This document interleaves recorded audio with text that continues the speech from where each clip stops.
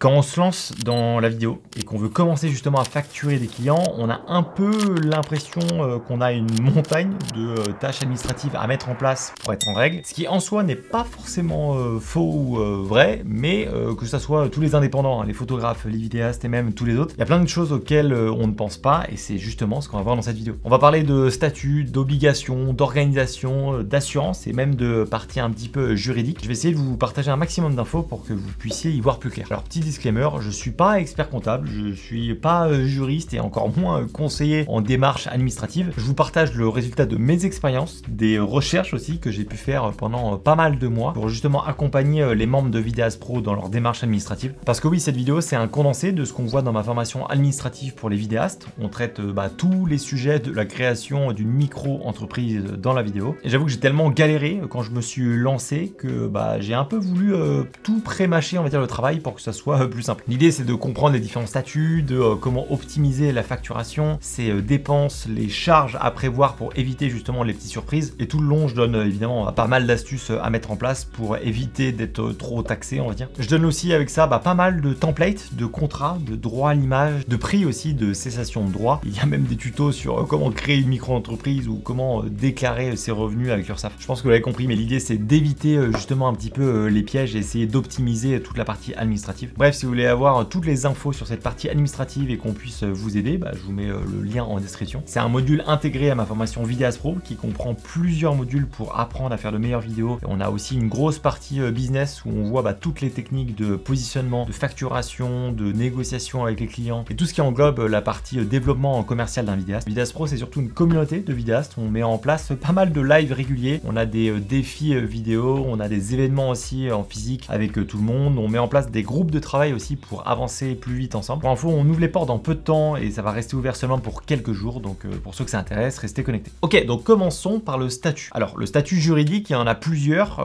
Nous, en général, quand on fait de la vidéo, globalement, on va surtout se lancer en micro-entreprise quand on débute. Les entreprises dites, on va dire, un peu plus réelles, type SASU, EURL, etc.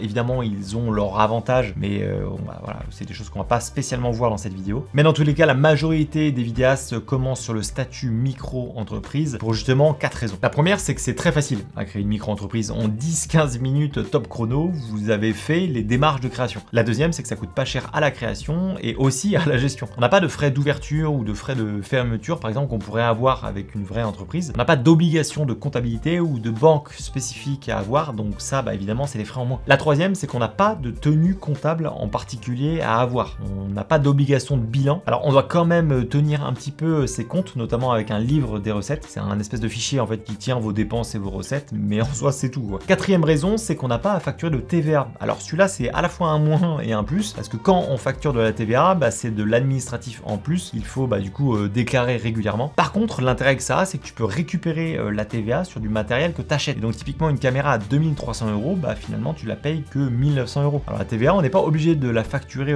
dès le début quand on crée sa micro-entreprise, bien qu'on peut choisir de la facturer d'ailleurs dès le début. C'est une démarche à faire au moment de la création. Par contre, si jamais vous atteignez un certain seuil de chiffre d'affaires, c'est autour des 37 000 €. Alors évidemment, ça varie d'année en année, mais du coup, si on dépasse ce seuil-là, et à l'avenir, on sera obligé de facturer la TVA. Donc cette notion de facturation ou pas, c'est quand même une notion à réfléchir dans notre métier. Tout dépend de à qui on va facturer nos vidéos. Si c'est particulier, évidemment, c'est beaucoup plus intéressant de ne pas facturer la TVA. Mais si on sait qu'on va facturer à beaucoup de professionnels et qu'on va acheter derrière pas mal de matos, ça peut être intéressant. Et dernière raison qui est un peu moins connue, en micro-entreprise, on a la possibilité d'exercer plusieurs activités sous la même entité. Vous pouvez être à la fois vidéaste et à côté être garagiste sous le même statut, en soi c'est pas dérangeant. Et ça c'est pas le cas avec les entreprises, on est obligé d'avoir qu'une seule activité. Globalement la micro-entreprise c'est le statut on va dire le moins risqué, c'est vraiment celui-là qu'il faut choisir si on n'est pas vraiment sûr que ça va marcher ou alors que justement on veut pas trop se prendre la tête d'un point de vue administration. Et on va pas se leurrer que quand on se lance dans un nouveau business c'est quand même le statut qui est le plus choisi. Ensuite parlons des obligations, notamment des cotisations, parce que ça aussi il faut bien comprendre. Quand on facture un client par exemple 2000 € une vidéo, il y a une partie qui revient à l'État. Si je prends les chiffres de 2024,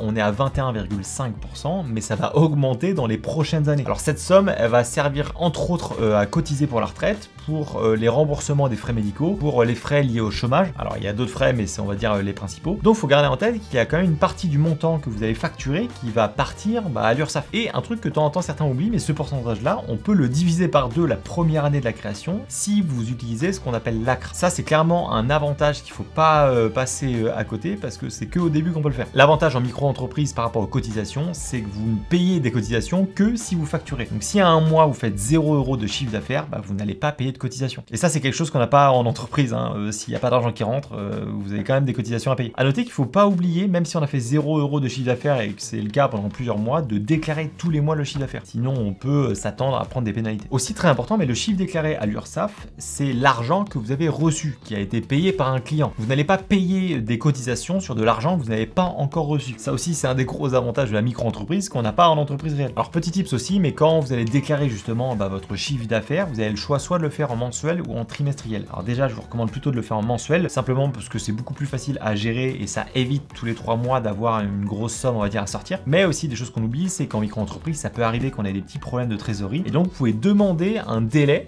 de retarder le paiement de vos cotisations à l'URSSAF. Ils sont assez compréhensibles surtout en micro-entreprise. Leur but évidemment c'est que votre entreprise continue à prospérer, donc ils vont pas non plus vous mettre des bâtons dans les roues toutes les 2 secondes. Donc les cotisations c'est clairement la plus grosse obligation on va dire quand on est en micro-entreprise, mais il faut garder en tête que c'est pas la seule. Vous allez aussi une fois par an devoir payer la CFE, donc là pareil il y a des optimisations à faire notamment d'un point de vue domiciliation, typiquement en domiciliant votre boîte à Paris, vous allez payer moins cher. Vous avez également des impôts sur le revenu qui vont arriver une fois par an, qui vont être calculés sur votre chiffre d'affaires moins un pourcentage qu'on appelle un pourcentage d'abattement qui est lié à votre activité. Et dernièrement, si jamais vous facturez de la TVA, vous allez avoir de la TVA à payer qui est du coup un calcul, qui est la TVA encaissée moins la TVA déductible de vos achats. En fait, il faut garder en tête que même quand on est en micro-entreprise, certes on paye quand même pas mal de charges, mais on paye des charges quand on gagne de l'argent. En fait, c'est ça le point fort de ce statut-là, c'est quand vous allez payer des cotisations, ça veut dire que votre entreprise marche plutôt bien. Et donc si jamais vous faites un peu moins d'argent, vous n'allez pas payer de cotisations. Et ça c'est le gros plus. Et puis après, bon petit aparté, ça c'est un petit peu l'avis de chacun, mais quand tu vois le système de santé qu'on a en France, les aides qu'on peut avoir quand on entreprend comme l'ACRE ou alors même le chômage justement pour lancer une nouvelle activité, oui les taxes et les cotisations ça fait un peu mal, oui de temps en temps ils se font un peu plaisir, mais voilà, on est quand même bien content d'en profiter quand on a des petits soucis. Ok, parlons maintenant d'organisation, parce qu'une micro-entreprise, comme d'ailleurs n'importe quel projet, ça se gère, que ce soit sur la partie comptabilité, sur la partie facturation, la partie CRM client. Bref, si vous voulez avoir de la visibilité sur votre activité, il faut être bien organisé pour piloter correctement sa boîte et simplement réussir à vivre pleinement de son activité. Alors déjà, vous devez selon moi avoir un logiciel qui organise votre vie pro, que ce soit votre stratégie, que ce soit les projets divers, tout ce qui touche en fait à votre activité, vous devez avoir un système de prise de notes et d'organisation. Des logiciels comme ça, il en existe beaucoup. Moi, j'en ai un que j'utilise depuis des années pour ma vie pro et ma vie perso, c'est Notion. C'est un logiciel qui est gratuit et qui te permet de quasiment faire tout ce que tu veux. Ensuite, ce qui est important, c'est d'avoir un suivi client pour tout ce qui va être plus la partie prospection et même en fait organiser toute votre partie business. Pour ce faire, c'est des outils qu'on appelle des CRM, donc c'est un peu un endroit où vous allez avoir tous vos contacts pro avec l'activité de chaque contact. Par exemple, lui, je lui ai envoyé un mail telle date, on s'est appelé à une autre date, je lui ai envoyé la facture, etc. En fait, ça a vraiment son intérêt pour toute la partie gestion de portefeuille client. Et quand vous avez 1 ou 2 clients, bon, c'est assez facile, vous pouvez tout gérer, mais quand vous allez en avoir 10, 15, 20 et que ça va commencer à s'accumuler, voilà, tout garder en tête ou par écrit, c'est un peu plus compliqué. Donc, il y a plusieurs manières de faire son CRM, soit via Excel, on peut le faire manuellement, soit on peut le faire aussi sur Notion direct, ou alors il y a des logiciels qui sont un peu plus optimisés. Moi, c'est la troisième option que je vous recommande, notamment avec HubSpot. C'est un logiciel qui est gratuit, qui est, on va dire, très bien pensé pour tout ce qui est CRM. On peut le connecter directement au Gmail, donc il va traquer les mails, voir qui l'a ouvert et faire les connexions automatiquement, donc ça c'est cool. C'est surtout qu'avec ce logiciel-là, on peut programmer justement des relances d'ici plusieurs mois, et ça, on sait très bien que si on ne l'écrit pas quelque part, on va l'oublier. Ensuite, en micro-entreprise, quand vous voulez facturer un client, vous avez l'obligation d'émettre une facture. Alors, vous n'êtes pas obligé, si jamais vous facturez en dessous des 25 €, mais bon, j'imagine que dans la vidéo, vous allez globalement facturer un peu plus de 25 €, sinon la gueule de la vidéo, ça va peut-être pas être fou. Dans une facture, vous avez des mentions légales obligatoires. À noter que si vous les mettez pas et que vous avez un contrôle, et ça coûte, je crois, autour des 15-20 € par oubli de mention. Donc voilà,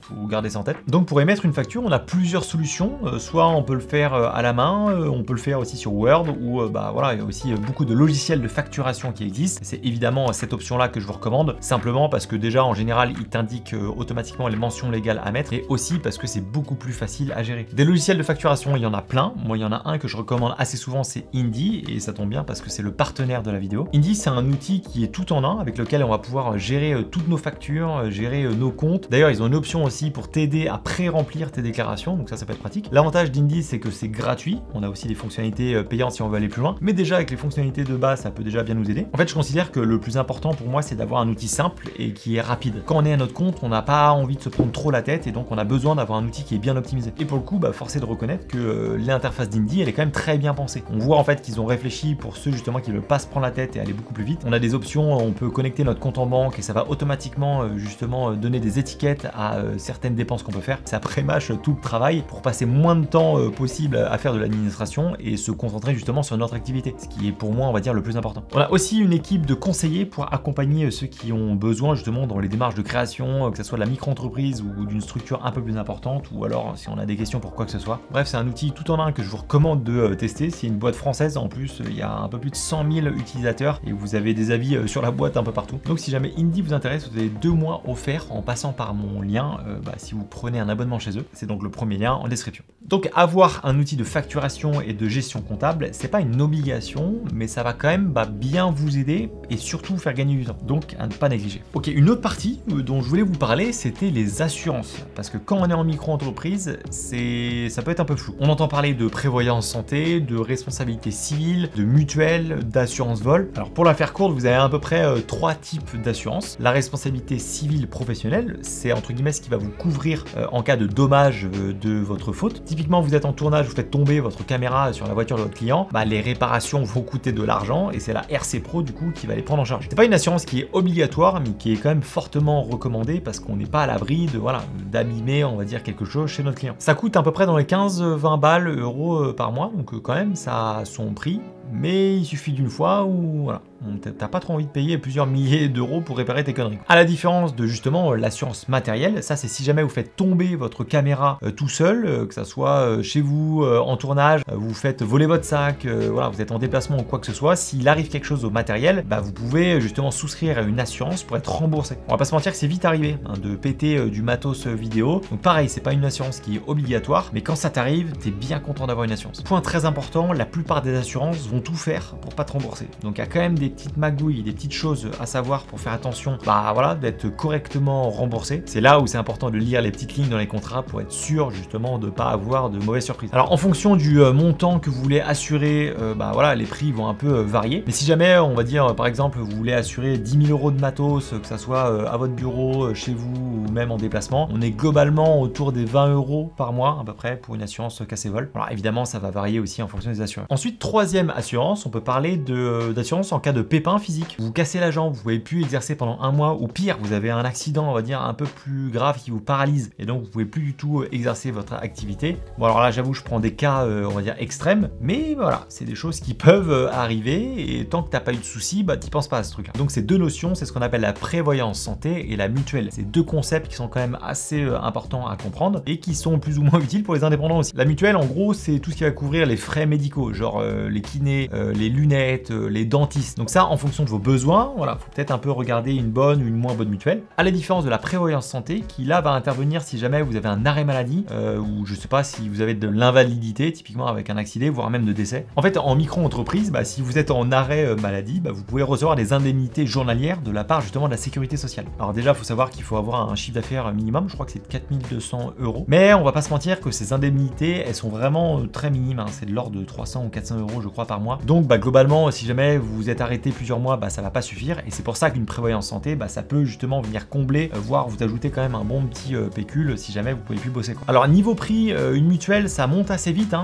ça dépend en fait des frais médicaux que vous voulez couvrir, mais globalement ça peut monter à 30, 40, voire 50 euros par mois, donc je le sens un peu passer. Et une prévoyance santé, c'est pareil, ça peut varier, mais on est globalement autour des 20 euros par mois pour une prévoyance, on va dire, un peu plus classique. Donc là, on voit quand même que les prix commencent à s'additionner. Se protéger, ça coûte de l'argent. Alors évidemment, vous n'êtes pas obligé de vous souscrire à toutes ces assurances-là dès le début. Moi, je vous conseille quand même de commencer petit à petit, d'adhérer à des assurances, on va dire, un peu plus prioritaires. Je pense notamment à la RC Pro qui doit arriver pour moi en premier. Et ensuite, en fonction de votre condition physique, de vos besoins en frais médicaux, etc., commencez à prendre des petites assurances à droite à gauche. Dernière partie que je voulais aborder avec vous, c'est l'aspect juridique. Donc que ça soit les contrats avec vos clients, les droits d'image, les conditions de vente et aussi la cession des droits qu'on oublie de temps en temps. Alors c'est pas la partie la plus sexy, je vous l'accorde, c'est pas aussi la partie la plus facile à comprendre. comprendre, mais pourtant c'est une partie qui est nécessaire pour justement éviter de se faire douiller. Alors déjà, si on parle de contrat client, je sais que beaucoup de vidéastes n'en font pas. En soi, le devis, ça suffit comme preuve juridique en accord entre deux parties. Le seul problème, c'est qu'en cas de litige, et bah du coup, on sait pas vraiment qui a raison, qui a tort. À la différence d'un contrat, et bah là, c'est vraiment les deux parties qui se mettent d'accord et ça vous protège vous en cas de problème justement avec un client. Ça m'est personnellement jamais arrivé d'avoir un litige avec un client, mais on sait jamais. Donc je préfère, on va dire, assurer le coup et faire signer mon client dans les conditions qu'on aura, voilà, qu'on sera mis d'accord lui et moi. Parce qu'il faut savoir qu'un contrat, ça se modifie. C'est pas quelque chose qui est figé et qui va rester adapté, bien que moi j'ai une template de contrat que j'envoie quasiment toujours la même chose à mes clients. Typiquement, moi j'ai des articles dans mon contrat que peut-être que pour certains vous allez trouver inutiles, mais par exemple, j'ai une partie qui dit que la gestion des droits d'image, si je viens filmer dans une boîte et que je dois filmer les salariés de mon client, c'est à lui de s'en occuper, c'est pas à moi. Comme ça m'évite justement de faire toute la partie paperasse. Et donc personnellement, ça me fait gagner du temps, ça m'évite de faire une partie qui me saoule un peu et c'est à lui de la gérer. En fait, il faut bien comprendre qu'un contrat, ça va surtout cadrer la mission et ça permet de protéger vous et votre client. C'est simplement bien plus pro et je connais aucune entreprise qui refuse de signer un contrat. Et si jamais c'est le cas, c'est que ça pue. Après, ça arrive que certains clients ne soient pas d'accord avec ce qu'il y a écrit sur le contrat, mais dans ce cas-là, ça se modifie. Voilà, moi j'ai jamais eu aucun souci là-dessus. Ok, parlons maintenant d'un sujet qu'on connaît pas trop, c'est la cession des droits d'auteur. C'est pas la partie la plus connue et je vois beaucoup de vidéastes qui la facturent pas. Quand vous faites une vidéo, même si c'est pour un client, en fait, vous êtes automatiquement titulaire des droits d'auteur de cette vidéo. Donc en soi, ça nécessite une cession des droits pour que justement votre client puisse l'utiliser librement. Et mine de rien, cette cession de droits doit être facturée en plus de la prestation. C'est surtout aussi qu'elle doit inclure des éléments spécifiques comme la durée d'utilisation de la vidéo, le territoire où est-ce qu'il veut la publier et aussi les supports de diffusion. Et là, en général, c'est pas évident de mettre un prix en face de ça. Ça peut être calculé sous forme de pourcentage du coût total de la prestation ou ça peut être aussi fixé au forfait en fonction du projet. Dans tous les cas, c'est un montant qui peut être facturé sur un projet et je sais que beaucoup de vidéastes ne le font pas. Je parle de ces montants justement dans la formation administrative parce que je sais que c'est pas évident. Et de temps en temps, on a l'impression qu'on va donner un prix au pif, mais non, faut pas le faire au pif et justement, faut quand même penser à le facturer parce que évidemment, c'est du chiffre d'affaires en plus. Et le dernier point que je voulais aborder avec vous là-dessus, c'est le droit à l'image. Alors ça, c'est le sujet, on va dire, un peu croustillant où on sait jamais trop si on a le droit de filmer les gens ou pas. Alors le droit d'image, faut savoir que c'est quand même un équilibre entre votre liberté d'expression et le respect